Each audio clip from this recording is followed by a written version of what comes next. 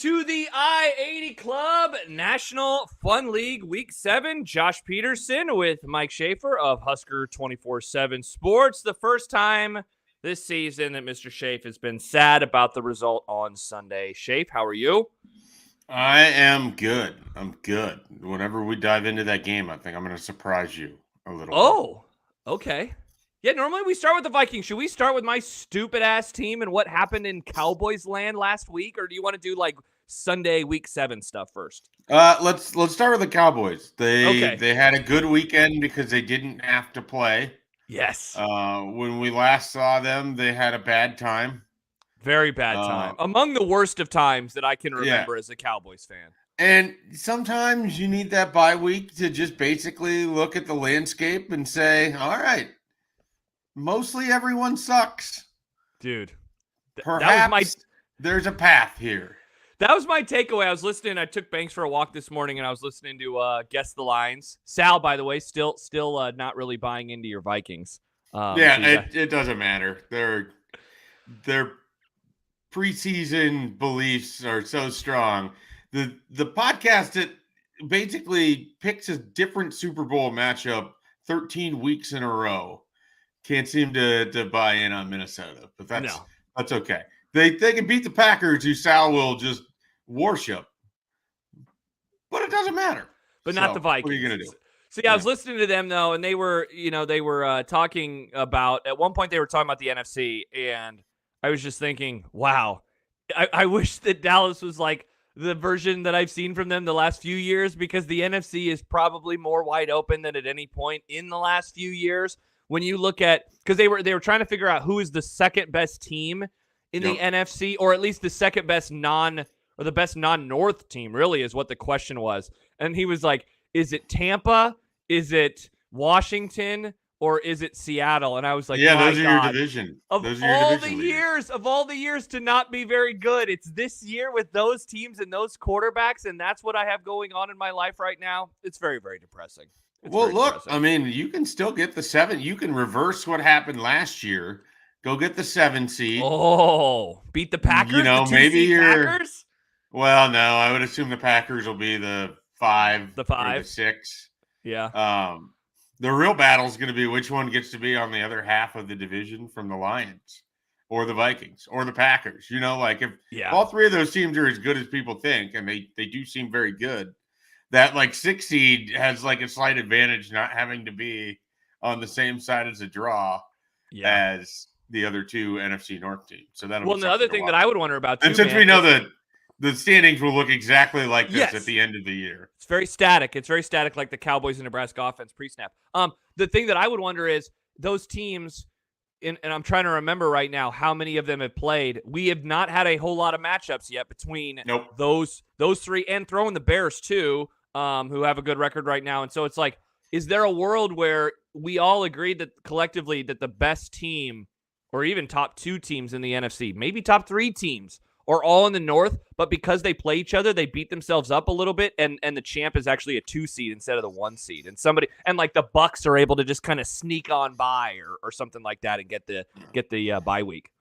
It's entirely possible. It is entirely possible. But I walk me through where things are at in Cowboys land. So I don't know how much you paid attention, but Jerry Jones, he goes on a radio station, 105.3, every Tuesday. So he'll be back on there on Tuesday. So he was on there on Tuesday morning, basically threatened to take the jobs away from the host because they weren't asking the questions that he would want. As always, they heard about this. Yep. Yes, they asked, and it's funny, they weren't even bringing it up. Jerry kind of leaned into it at first, but Jerry seems very upset if you bring up that they didn't make enough moves in the offseason, that they didn't shore up their roster enough in the offseason, because it's very obvious that on the field they are not as good as they could or should be. The roster talent is among the worst in recent years, certainly. I don't remember a Cowboys team, honestly, dude, that is this talented. You got to go back to the Dave Campo era, I think, in terms of top to bottom roster construction, that just does not look very, very good. There needs to be another weapon, if not 2, on offense. The defense obviously has a whole host of issues, et cetera, et cetera. It's that was the thing on Tuesday, and of course that is 2 days after the destruction for the Lions. My favorite Cowboys writer, is also a radio host. His name is Bob Sturm, and he has a Substack that I subscribe to, and he did a long story the other day about, like, people always ask me about Jerry Jones and my frustrations with him. Well, let's just run through those. And I read that last night during halftime of the game, and I just found myself getting very sad and very angry and very frustrated because, I mean, you're a fan of the Guardians. You have long been frustrated by your owner and the way in which they don't spend money, right? And I read this, and it's just like, you can choose your favorite team, you can choose your favorite player, you cannot choose your favorite owner. Like, they will be in your life for as long as they want to be in your life. And the man seems immortal at this point, so he's going to be in my life for quite some time. So it was a weird week because you never want the story to be a radio interview. You never want that to be the story. You never want the story to be about the media. And very much in Cowboys land this week, it was about the media and what happened with the media in their coverage of the team. I listened to a Vikings podcast that they were talking about that radio interview, and they're like, he's in his 80s, right? Jerry Jones is in his 80s. I believe he's 82 now. And it's like, why, other than just pure ego, on what planet is it necessary for you to have a radio interview weekly about the football team that you don't coach or play for? Yeah. And then you allegedly empower other people to run the operations of. So really, there's not a lot for you to truly be able to speak upon, And yet he is the GM. He is the one who he said last year when they traded for Trey Lance, he didn't tell anybody. They traded for Trey Lance. I mean, he is, yeah. But he doesn't, like, in this piece that I read yesterday from Sturm, he runs through, like, here is what GMs in the league know. They know the best practice squad players on every single franchise. They can tell you the starter of a defense that is on a team not in your division. Jerry doesn't know any of that stuff. He doesn't know the best players on practice squads. He's not scouting. He's not going to these things that he should be going to. And so while he does delegate and he gives a lot of power to other members of the franchise, he is also the one, I didn't realize this, man. Apparently he used to ask Tony Romo or Troy Aikman who they should draft. He would ask his quarterbacks before the draft, like, who they should pick. He's like, you know what? GMs aren't doing that. No GMs are asking their quarterback who they should go pick in the NFL draft. And so, bad times. Very, very bad times. But at least they didn't play yesterday, so I didn't have to watch them lose. And now they get a beat-up 49ers team that is probably going to be without Brandon Ayuk. If you missed it yesterday, he is feared to have torn an ACL. This has already been a bad year for the 49ers. They've already been very banged up. Christian McCaffrey hasn't played a snap. Brock Purdy threw 3 interceptions yesterday. It seems to be that classic post-Super Bowl loss hangover of a season. And yet, and you might try to talk me out of it, there is no world in which I believe Dallas can go in there and play well and give them a game, because that offense gives them fits every single time that they play. That offense or an offense like it. So, not good. I wouldn't dare try to talk you into believing in the Cowboys, but thank you. Can I at least just say that you don't have a reason to be scared of the 49ers? Like, they're kind of just a team at this point. They are just a team this year, yeah. It's Jordan Mason and Brock Purdy and Ricky Pearson or Pearsall. Kittle. Yeah, I mean, if he gets through the week without an injury designation. Yeah. The kid named Cowling, maybe.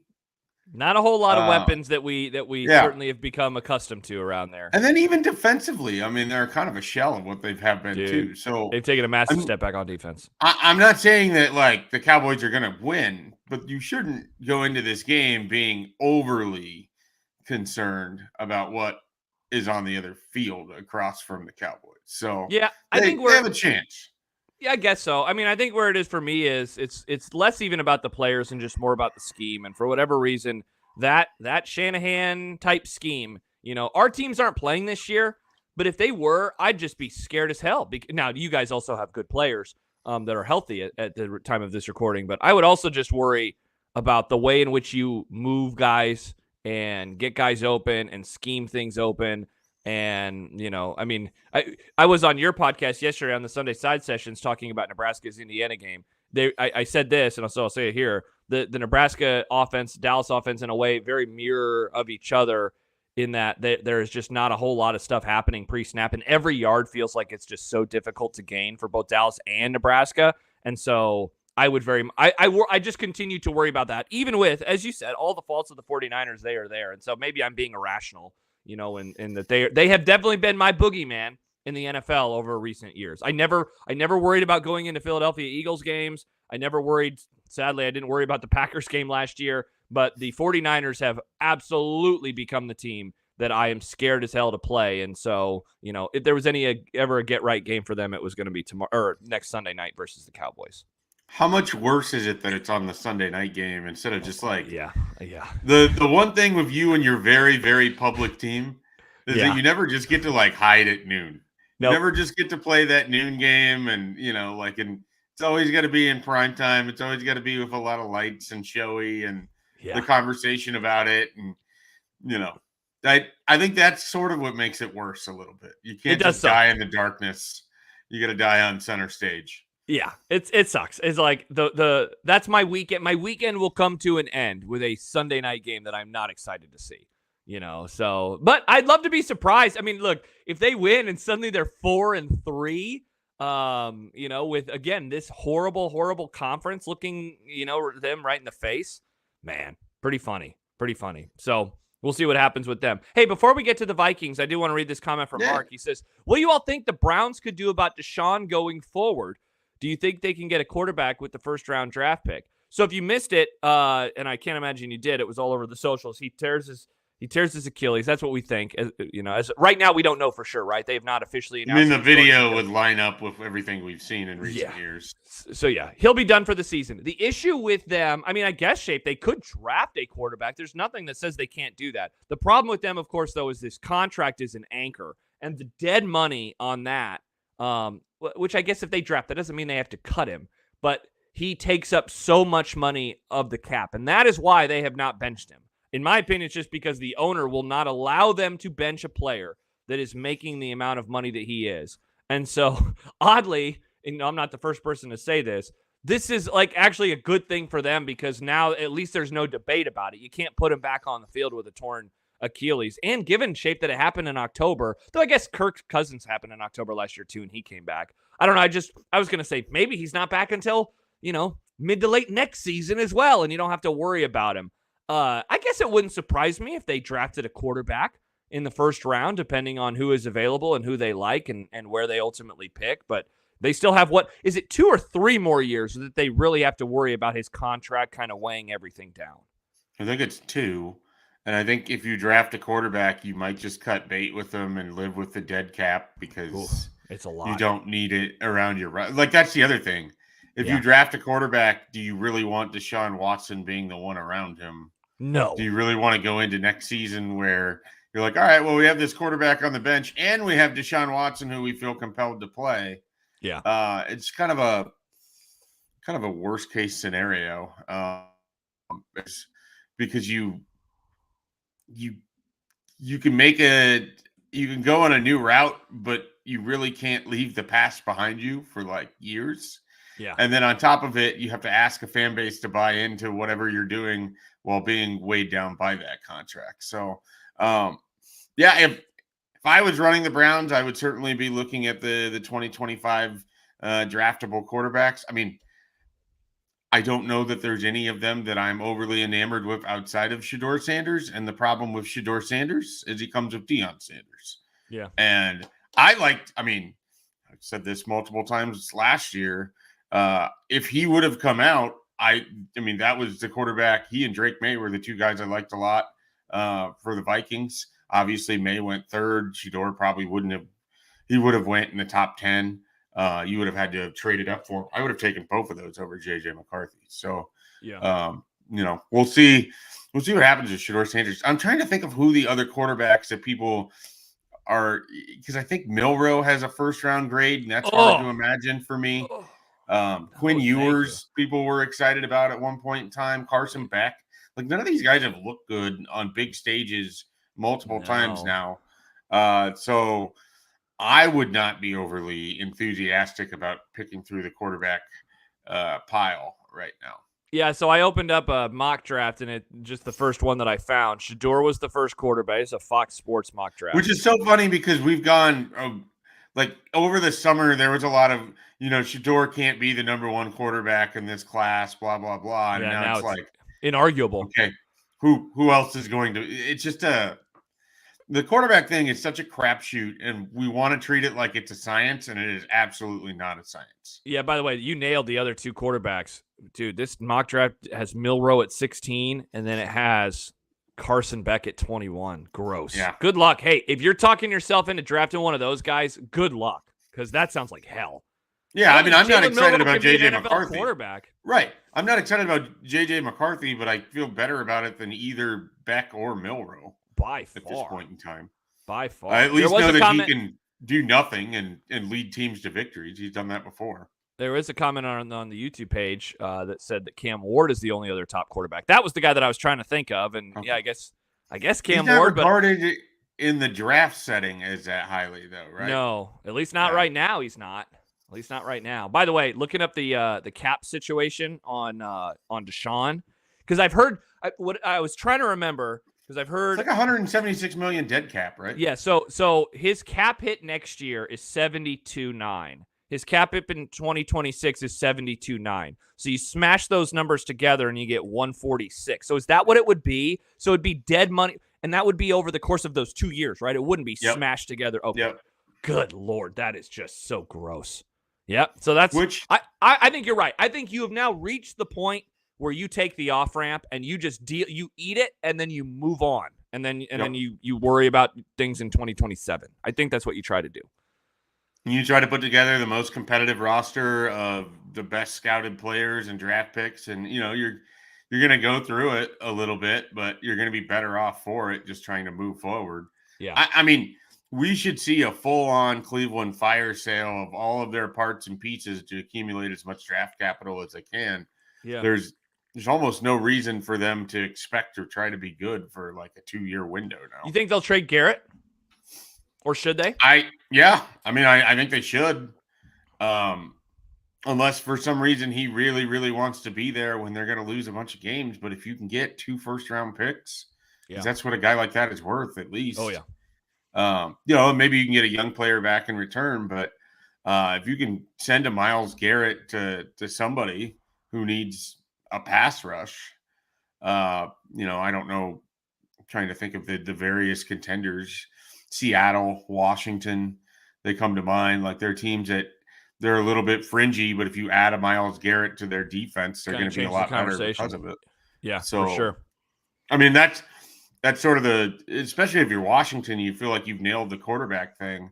You've got kind of a younger roster anyways. It's on the upswing. Adding somebody like that makes a lot of sense to me. Yeah, it definitely does. Mark says, thought the Broncos made the worst deal in history, but the Browns may beat them. Yeah, Browns definitely, if you rank the worst deals rankings, they are number one. And it's not just because the guy sucks, but then you add in just who he is as a human being. And that, I think it goes up a whole other level. Russell Wilson I think he's a dork, but he's not a bad guy, certainly to the degree that Sean Watson is. And how about Russell Wilson early on in that game last night, looking like, I mean, dude, there was that drive where he finished with those 2 passes and the crowd was booing. And I thought, oh my gosh, how are they going to salvage this? And then he ends up just chucking it up deep and they're moving the ball and they win very, very comfortably against a Jets team that, who are they going to blame this week? I wonder, given that they have used the various avenues lately to blame other people. But shout out Russell Wilson. I got my jokes in. And he looked like the much better quarterback compared to the mopey guy on the other sideline last night in Aaron Rodgers. So I was going to text you this, but then just decided I'd say it on the show instead and get your instant reaction to it. Perfect. How is it that every single snap that Russell Wilson takes when he drops back to pass always looks the same? Like he's always scurrying somewhere. He's never in a clean pocket. He's never like standing back there. Like I watch Sam Darnold. You watch Dak Prescott. I've watched Kirk Cousins. I'm just trying to think of just the quarterbacks I've seen. they're taking the snap. It's a 5-step drop. The ball's coming out. Like it looks relatively simple. And yet when Russell Wilson, and it was this way with the Seahawks all the time, and it was this way with the Broncos in his 2 years there. Or was it 1 year? I forget. Was it 1 year? 2 years. 2 years. 2 years. 2 years, yeah. He got benched 2 in years year 2. Yep. And then now it started in his first game with the Steelers. He's always on teams with bad offensive lines. He is always scurrying. I like that. What a great word. It's not scrambling. He's scurrying. Yeah, because he's not really going to outrun the defensive line. Not anymore. He's not. He just has to avoid them long enough. And his shoulders are always like square to the sideline. They are. But he's not like, he's got his head down a little bit and he's like weaving through traffic. It always looks the same. Yeah. It is like one of those, you wouldn't understand. Well, I guess you went to Lincoln, so you had to drive back to Omaha. But it's like when I would drive back to Columbus after being in Lincoln for weeks at a time. No. Oh. It was that feeling of, oh, this is familiar. That's what it was like when Russell Wilson was on my TV last night. It's like I've watched this now for 12 years. But it's like a funhouse mirror of it, because I'm like, I recognize this, but something's a little off, and it's not as I remember it back in the day. Because it's funny you say all these things, and now I'm thinking last night I had a realization at one point, like, man, I kind of miss old Russ. Like, and by old Russ, I don't at all. Yeah, I know that. Yeah, he tortured your team. I almost swore there, but I absolutely hated every Viking Seahawks game. Yeah. They all ended the same way. I saw so much scurrying and scrambling and avoiding and just make up shit in the dirt plays. I never needed to see it again. When they beat the Vikings last year on Sunday Night Football, and he was like a shell of himself. Yeah. And it's just like, at no point am I ever going to see Minnesota emerge victorious over this quarterback who's not even good. Like, oh my God. I don't need to. Part of it is it gives me PTSD if Minnesota's on the other side of the field across from Russell Wilson. I will never get over that 2015 playoff game. They had them beat, they had him sacked, and they did not finish that game. And I will never, ever get over that. I think it was like a 4th down where he just avoided everything. There's like you're talking about the one where they snap it over his head? We'll never recover from that. Crazy. Like, we can talk about Blair Walsh all we want. Like, that play. That was the play. Killed me. Just killed me. Anyways, Russell Wilson. Yeah. Like the familiar drive home from college. Everything's the same, even if it's slightly different. Jordan says, the FCC doesn't exist here, Schaefer. Let it rip. Yeah, curse words are not only allowed but encouraged here. One more thing on Russell before we get to the Vikings. Do you remember, because you have a random recollection of various plays like I do. Do you remember that Thursday? It was either a Thursday or a Sunday night game. I think it was the Thursday game. He was with Seattle. They were playing Arizona, and he had one of those weird plays where he scurried around. I think he threw it up, and somebody caught it over on the sideline and then, like, went down the field. And I just imagine Collins were, ow. And now I want to go find that play. But, yeah, that guy, last night, he is not that version of himself anymore. I loved watching him play. Now, he also didn't torture the Cowboys back then like he did the Vikings. I miss those mid teen Seattle teams. Those teams were so much freaking fun because they just whooped the shit out of you. Not the word I would use. Yeah, I know. Nope. I know you would. But, nope. Interesting times. No one had fun. Russell Wilson. Hey, at least last night came at the expense of your least favorite athlete in the history of athletes. So you have to just be loving this year. Jets. You are having a blast with this Jets team. What a great year. I couldn't think of a more just reward than all of the effort and time returning back from that injury, all of the hubris and ego that has rolled into this season, just the complete jackassery of Aaron Rodgers on full display. And then that interception that wasn't even remotely his fault that resulted in, I think it was a pick 6. Yes, it was. Oh my God. That was great. No, they got him down at the 1. That's right. Then they scored a play or two later. Yep. That's right. We were texting in that moment. After that play, we shared a few text messages. I mean, it was like a wash pay-per-view battle of aging wrestling stars was what last night was. I mean, you have Aaron Rodgers on one side, you got Russell Wilson. I mean, for anyone that's of roughly my age that remembers the end of the WCW. That's Hulk Hogan and the Ultimate Warrior. Nice. Like well after their prime, just meeting up in Halloween Havoc. That's what it was last night. It was great. Oh, it really great. was. It really was. Vikings, you said earlier, I'll be surprised by your reaction, which certainly tips your hand on the angle that you're going to take. But Vikings, a great game, goes down to the wire. The Vikings, I'm curious to hear what you think about their last like true full possession, where it seems like they're okay settling for the field goal. They settle for the field goal. The Lions get it. They go down. They kick a field goal as well. Vikings' first loss of the season, and so now only one undefeated team, and that is, of course, the Chiefs, given that they beat the 49ers. How are we feeling about the loss to the Lions yesterday? First, let me get this out of the way. Shout out to all the people who text me "great game" when my team is playing, and it's like you have no skin in the game. Is that why you tweeted that after and the so game? You get a little bit.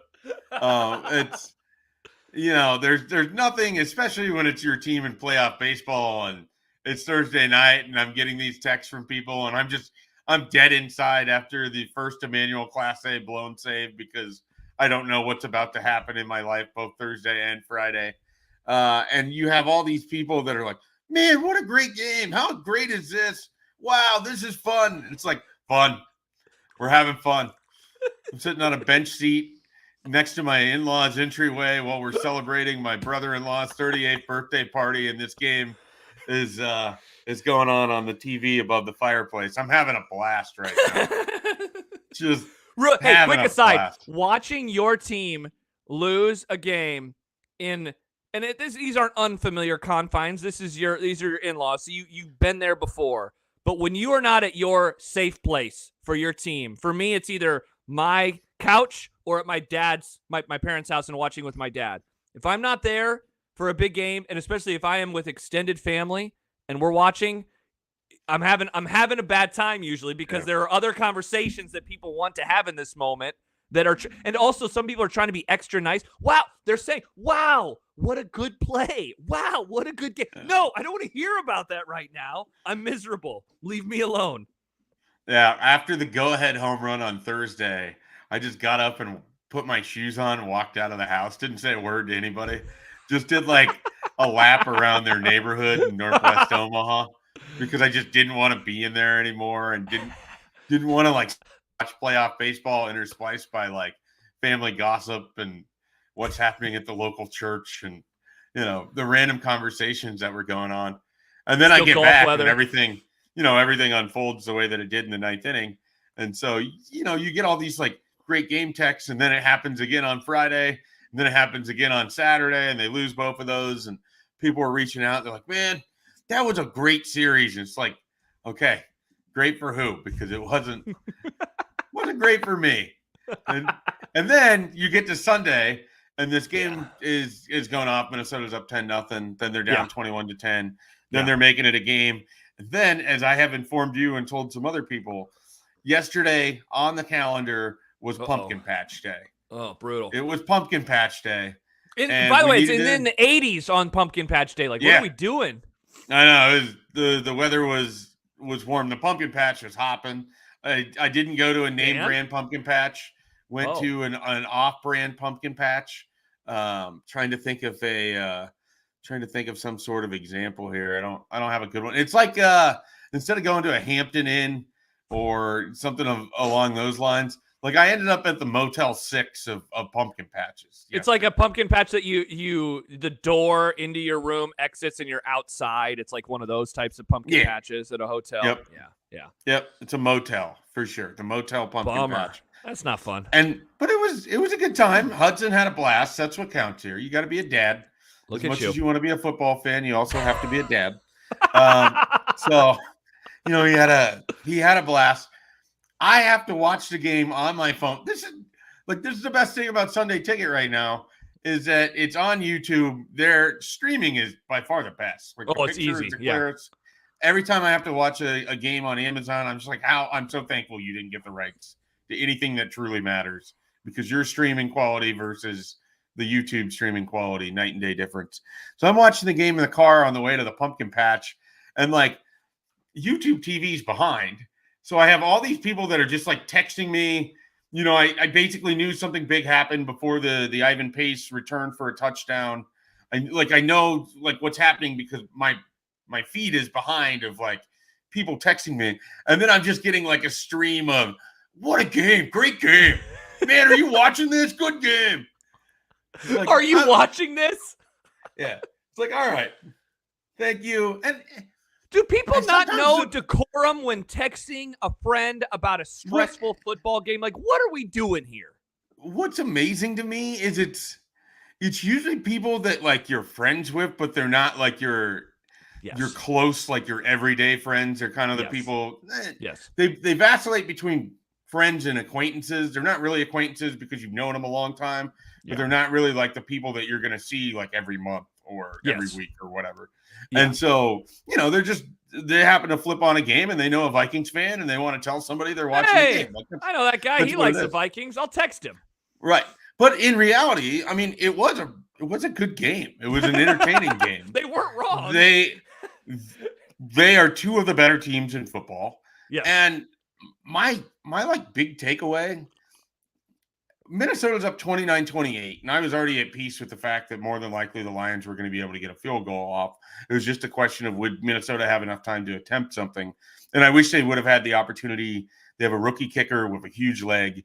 It's going to be a lot of fun when he gets a chance to try to kick like a 65-yard field goal because I think he can actually do it. So, you know, that would have been kind of fun to see. It didn't get to happen. But I was kind of at peace with everything because these are two great teams. It's a back and forth game. You come back from 21-10. You prove that, you know, you were able to stand up to a Lions team that wanted to bully you. You weren't able to finish the game, but you lost by 2 points. Well, you had a play on third down where you could have gotten the first, and Sam Darnold just threw it a little high. He missed both of the receivers on it. It was open. He just missed them. You had the 2-point conversion that wasn't good. You ended up having to settle for a field goal when you probably needed a touchdown in the moment. Like, there's enough in there where, it was a 2-point loss. It felt like a very 50-50 game. Like, it felt like either team could have come out of that with a win. And quite frankly, I'm okay with that. Like, I mean, they've already banked 5 wins as it is. The NFL is not the sport where you have to lose your shit because your team lost their first game. And especially when it's game 6. You know, now I look at the next handful of games. They go take care of business on the short week against the Rams. Sets up pretty well for them because they basically play the AFC South. Holy shit. Oh my gosh. Wow. I mean, they got through their gauntlet. Like, their first 6 games were as hard as anybody will have played in the NFL this year for a stretch. And they got through it. Yeah. And so now you're 5-1, and now you get kind of the rewards of the rest of the schedule. And then the end of it kind of gets difficult again. And that's important because who knows, that last game of the year against the Lions, that might be for the NFC North. That might be for the 1 seed. That might be a massively consequential game. You would have liked to have banked yesterday, but at least you know you can play with them. There's nothing about the Lions that surprises Minnesota, and there's nothing about Minnesota that's going to surprise Detroit. Like, these two teams know each other really well. Ben Johnson, Brian Flores is a hell of a matchup. Hell yeah, just in terms of two coordinators going toe-to-toe and the different things that they're going to do. Jared Goff played really well yesterday. It was just a good game. We got to see dipshit Dan right away in the first quarter. You texted me that right away. It made me laugh so hard. Mean, why you're going for a fake punt on a 4th and 8 or 4th and whatever it was, you end up losing 3 yards. You know, more credit to you. Minnesota had a chance to really kind of turn that into the Packers game when Harrison Phillips looked like he ripped the ball away before Jahmyr Gibbs had touched the ground. But they just had to come back with a call stands because they didn't have enough information to change it. And then the Lions flipped that game, and Minnesota was able to flip it back. It was a great game. I mean, I as much as it's annoying to get those texts, it really was. And I'm not walking away from it feeling like, oh, man, I got to question everything about Minnesota. No, they've got a good team. Detroit's got a good team. That's a fun – they theoretically could have 2 more fun games before the end of the year. These are the nicest things that you have ever said about the Detroit Lions. That's not true. Nicest things I've said in the last year plus of the Detroit Lions. Yes, that's the important time when Dan Campbell has been on the up and up with this team. These are easily the nicest words you've ever said about him and Ben Johnson. But they're also they are better than they were last year, though. Like, that's, some of it. some of it is hard for me because last year people wanted to give them their flowers, and I thought that they were an above-average NFC team in a bad conference. This year, people want to give them their flowers, and they're good. Like they're better. Awesome. Yeah. Yeah. I mean, they're younger guys on defense. Brian Branch is a really good player. I take issue with I think they're the most, and I text you this all the time. I think they're among the most physical defensive backs in the league. Yeah. And so depending on how the NFL wants to call it, yeah, you're kind of at the mercy of that. Well, they played great yesterday. Brian Branch had an incredible interception.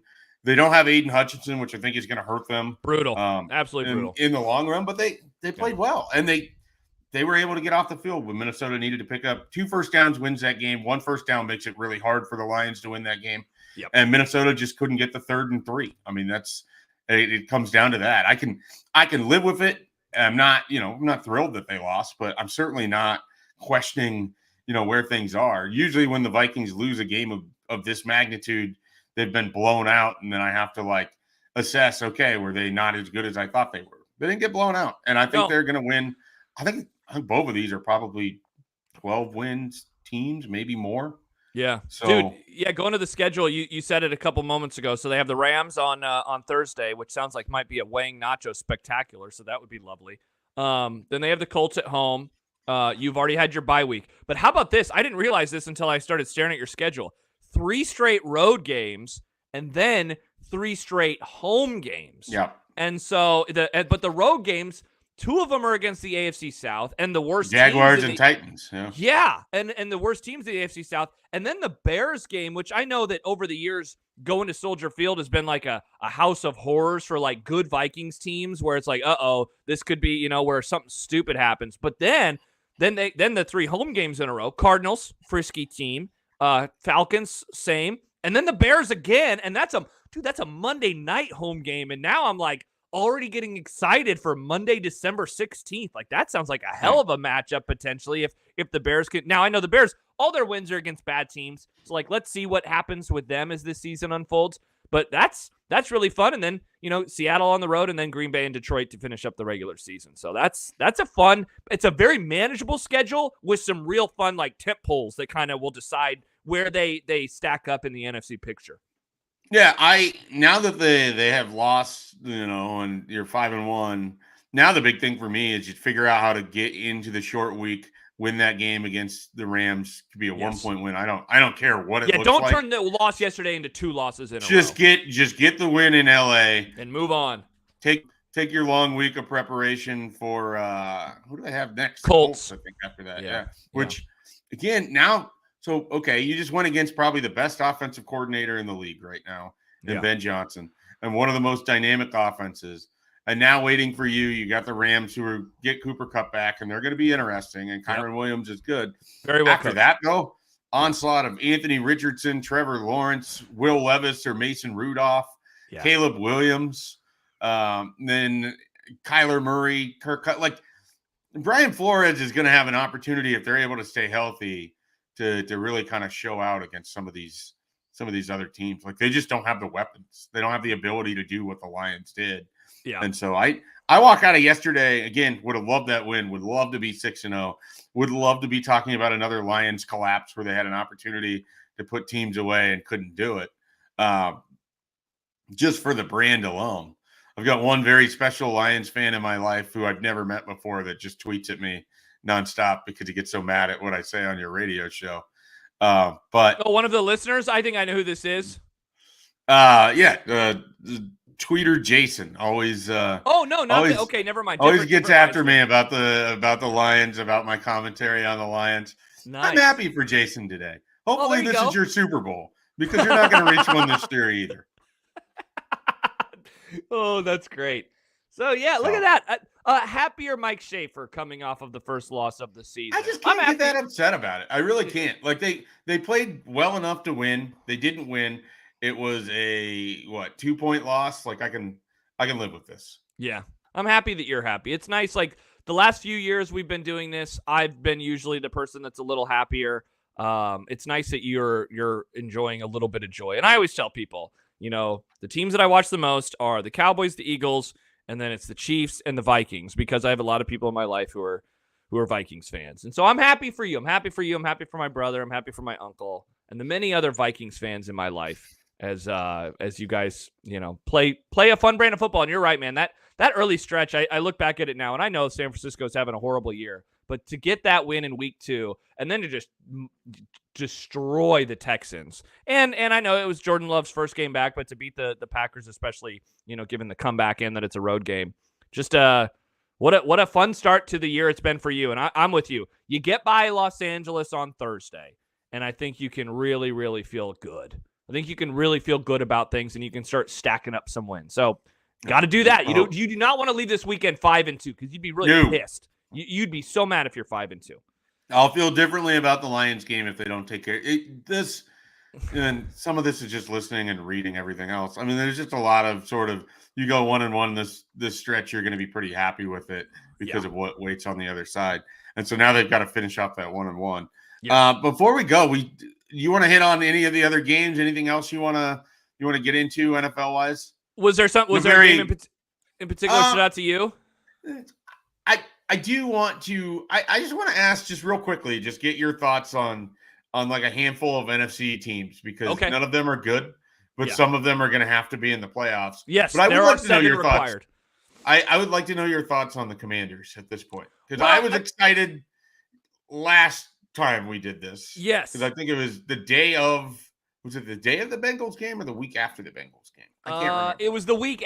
No, I think the last time we did this was that when they destroyed the Cardinals? Is that when we did it? Was it the day after the Cardinals game? Yeah. Well, dude, the Daniels injury is just hanging over everything right now. Like he's not going to be out for the whole season, right? But they have the Bears on Sunday, and I cannot believe when they showed that graphic. Which is so frustrating. You wanted Daniels Williams, you wanted that game. I know, and so I'm bummed about that because I wanted to watch that. I think that they are – I don't know. Now there's a part of me that thinks the Eagles are going to find a way to scratch and claw and win the division, even though I think that the Commanders are way more exciting. But the Eagles are way more talented. But the Eagles are also – man, that Sirianni stuff last week, I've told the story multiple times.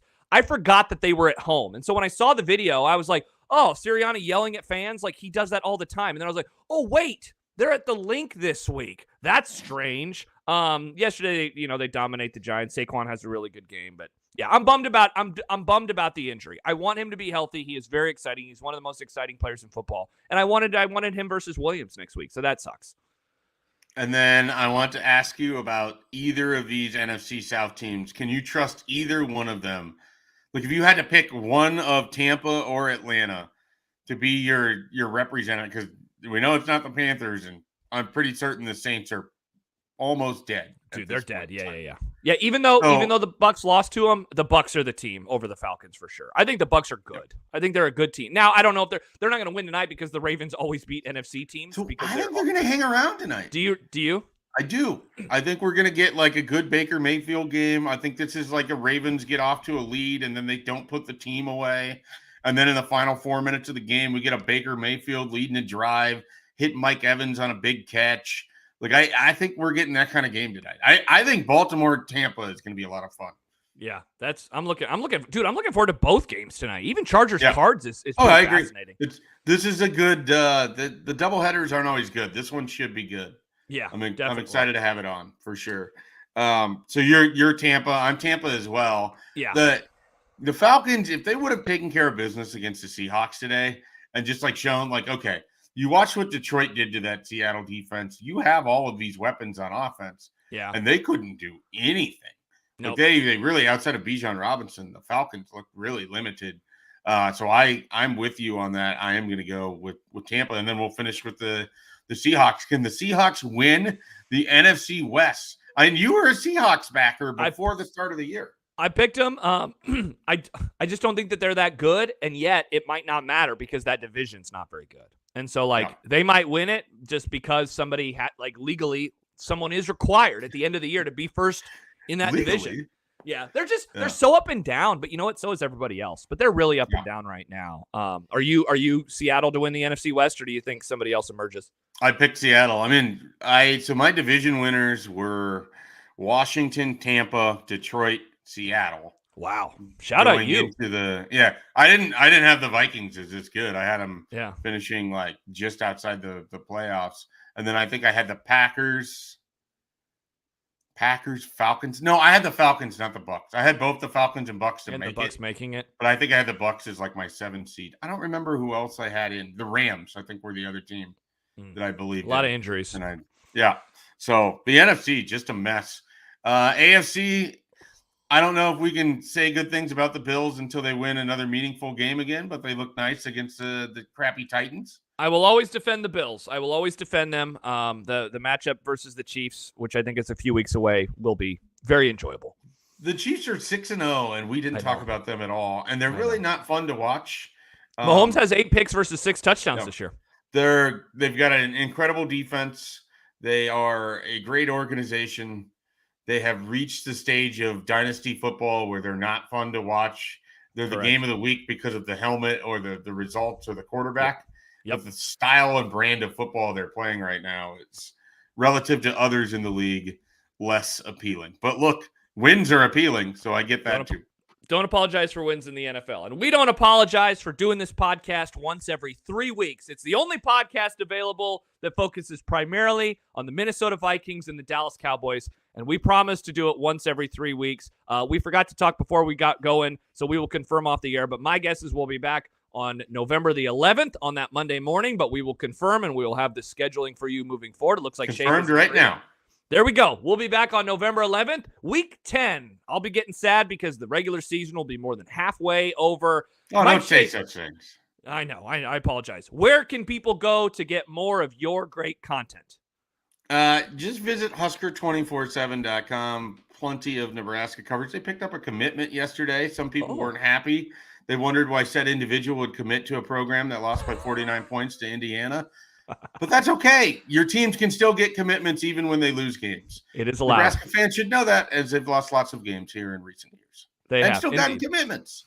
And also, if you want more on the Nebraska loss to Indiana, go check out the Sunday side sessions. Schaefer and I talked about it for about 50 minutes, recapping the performance, the very, very bad performance. A lot of good response on that one. People love the conversation that we had there. Awesome. Well, hey, they should very positive response to the negative conversations that we were having. Very good. Well, we appreciate all of that. By the way, news coming down very soon on the socials where we will be announcing the Nebraska ball post-game schedule for the first part of the year. Mike Schaefer, will he be involved? Will he be one of the co-hosts? Stay tuned. No. The answer is no, by the way. The answer is if they'd like to have me on to say things, yes. But I will not there you go. I will not be part of a schedule in which I need to be somewhere at a certain time to do a certain thing. I'm out. There you go. Perfect. Absolutely perfect. We'll be announcing the schedule very, very soon inside of the ID Club Discord and on social. Subscribe. Like and subscribe, please. Like and subscribe. Doug Maurice of Kings of the North joins us tomorrow night. We're really looking forward to that one, and we'll have our regular Wednesday show coming up as well. He's Schaefer. I'm Josh. We'll be back in 3 weeks. National Fun League Week 10 up next. For Schaefer, I'm Josh. Have a great week. Goodbye.